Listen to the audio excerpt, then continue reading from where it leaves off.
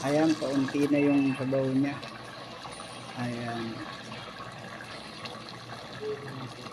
Ang gagawin natin dyan, patutuyuin yan. Yung walang sabaw. Sarap na sarap yan. Lasa mo talaga ang gata. Hinahayaan ko lang yung guys na ganyan. Ang pagalo niya, ginagawa ko lang yung ilalo. Pero hindi ko na inaharap para magkalo doon. Kasi kanina pa siya nasa apoy. Ayan na guys, luto na siya. Yan na, kung titingnan mo yan, walang gata, pangit ang lasa. Pero ang gata niyan, nakainin na sa katawan ng langka. Nasa langka na. Ayan, masarap yan.